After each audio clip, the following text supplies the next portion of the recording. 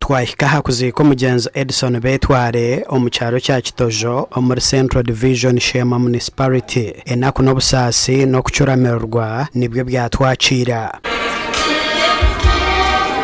abana b'omugenzi nibagira ngo abisirishe tebabacwire mabere cyonka kureka babinize Nikamya ngogo kina kubasa kuoko roke masapangu wonka mageza kabirega to mutogwe abira ndi ushijo idogenze urokore okadru okashona kezi muzeyi bamwitire busha byamazina kandi abamwise nyonkanye nyonimba sasira kandi mbashaba itumutagaruka itotwine shonga umutwire n'uwo nabo mwana. So, Zeiwitu, rest in peace. You've been the anchor to most of us, to all of us here. Byone byashabira mukame kutukumanya. Tutakumanya uko byone byabina tugambera kusima mukama genzera kozereki. Abirebere kandi akozereki. Abiye kwatiro n'engaruze. Okuzika Betware kwa ibemberwa umureberezo wa Western Kore Right Reverend Bishop Johnson Twino Mujoni kandi yasime imirimo eyo mugenzi asigire yakora mu kutungura omucanga kandi shito tagwire mu maguru go mukase kwa benashambana ikikirabiri muka umusenda katsaka katambuko mukazi we yagenda yaso mu maguru go ndijo bamwihamura ashembeka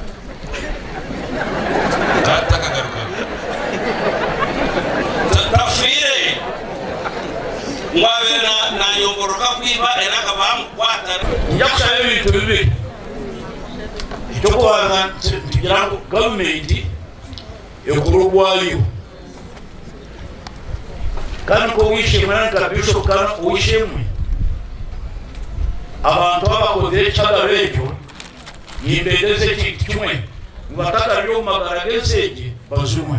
Mukuru wa district ya Shema Jamma Bhanda yahamiza abatura ngo abibyo kwerinda naho bashikere okwiga bina zaba ekitibire kikangabwa omuli Shema kyabe kikangabwa omuli Kagohe waleba Edison mwena bamugambaho ahiya atandikire mpora okaleba hiya yahika hati nibwe yayasa kurya fruits ze eziyagizireki eziyaruhire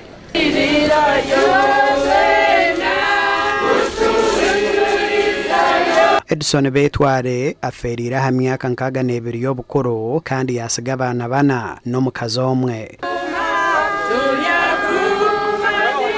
gasha kwa Mike Twachire.